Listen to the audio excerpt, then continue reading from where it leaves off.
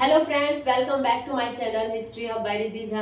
And आज हम लोग अपना क्लास कंटिन्यू करते हुए मॉडर्न इंडिया का जो फर्स्ट लेसन है, भारत में यूरोपीय कंपनी का आगमन।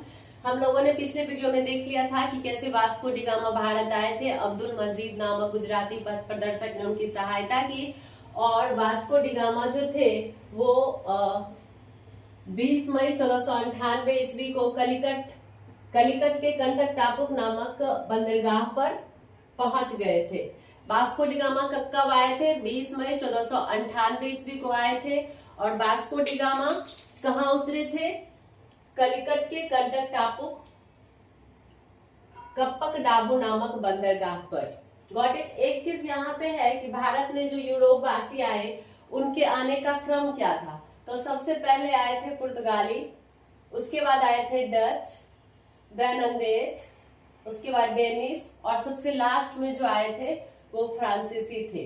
तो भारत में यूरोप वासियों के आने का क्रम पुर्तगाली, डच, अंग्रेज, डेनिश एंड फ्रांसीसी।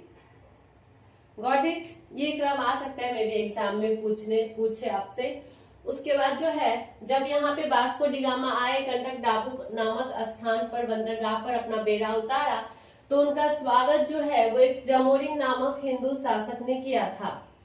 किसने किया था वास्को डी गामा का स्वागत? जमोरिन नामक हिंदू शासक ने।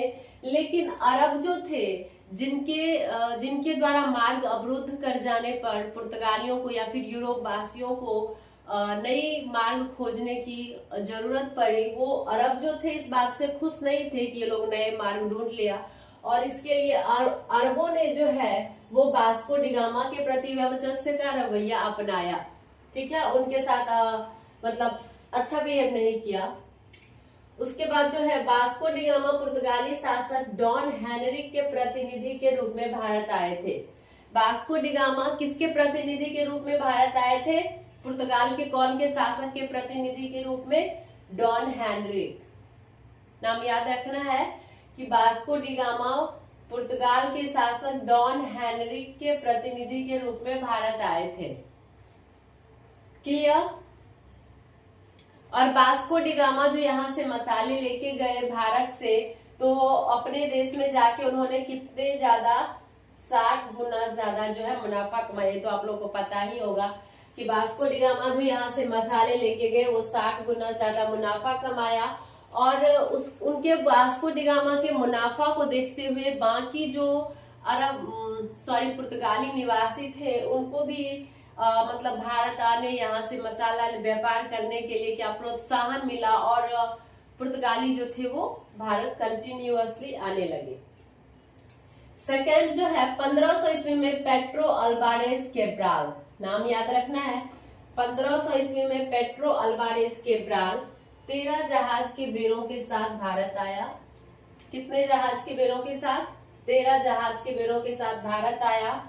और पेट्रो अल्वारेज केब्राल जो कि 1500 ईस्वी में आया, इसके आने पर भी अरबों ने क्या किया? फिर से इसके साथ वर्चस्व का रवैया अपनाया और युद्ध करने को सोचा।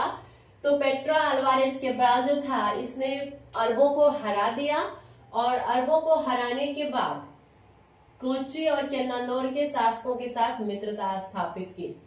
पेट्रा अल्वारेज केब्राल ने 1500 ईस्वी में आया, अरबों को हराया। यह 13 जहाजी बेड़ों के साथ आया था और उसने कोची और केन्नानोर के शासकों के साथ मित्रता स्थापित की। जब पेट्रा अल्वारेज केब्राल ने कोची और केन्नानोर के शासकों के साथ मित्रता स्थापित की, तो बात करके उनको जो है वो क्षत्रिय राजा के प्रति जो आपसी विवाद था वो पेट्रा अल्वारेज केब्राल को मिला और उसने सोचा कि एक दूसरे में मतभेद कराकर यहाँ पर शासन किया जा सकता है। और यही नीति जो है वो यूरोप वासियों ने भारत में शासन करने के लिए अपनाया। पेट्रा अल्वारेज केब्राल कब भारत आए थे?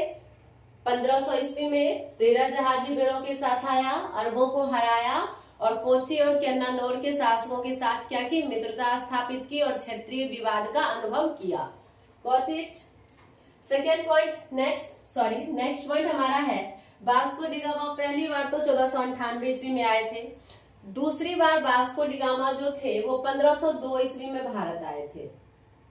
कुल 3 बार वो आए थे। दूसरी बार 1502 ईस्वी में आए थे, उसके बाद तीसरी बार और लास्ट बार 5 सितंबर 1524 ईस्वी को पुर्तगाली वायसराय के गवर्नर के तीसरी बार 5 सितंबर 1524 ईस्वी को पुर्तगाली वायसराय के रूप में आए थे।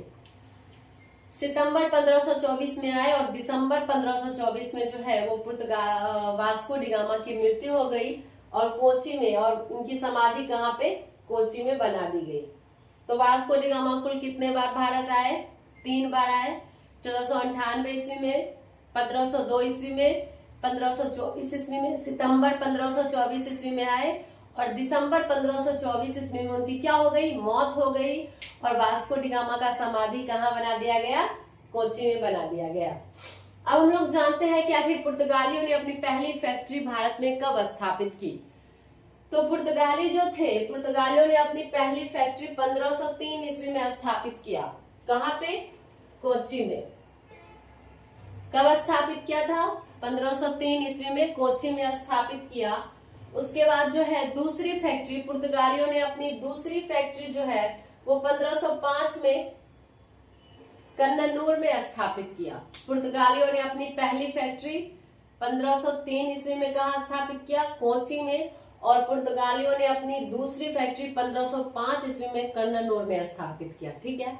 उसके बाद 1505 में ही जब पुर्तगालियों ने अपनी दूसरी फैक्ट्री कन्ननूर में स्थापित किया तो 1505 में ही पुर्तगालियों ने एक नई नीति अपनाई कि 3 वर्ष के लिए गवर्नर नियुक्त होगा जो कि पूर्वी देशों के साथ व्यापारिक संबंध बनाएगा। 1505 में ही पुर्तगालियों ने एक नई नीति अपनाई जिसके तहत 3 वर्ष के लिए गवर्नर नियुक्त किए जाते थे और ये गवर्नर जो थे वो पूर्वी देशों के साथ, स्पेशली भारत के साथ व्यापारिक संबंध बनाते, यहाँ की नीति बनाते, वे भी यहाँ पे शासन भी करते, समथिंग लाइक दैट। वो तो ये नीति 1505 में आई और जो पुर्तगाली प्रथम गवर्नर थे वो कौन बने, Francisco de Almeida. Francisco de Almeida जो थे वो प्रथम पुर्तगाली गवर्नर बने।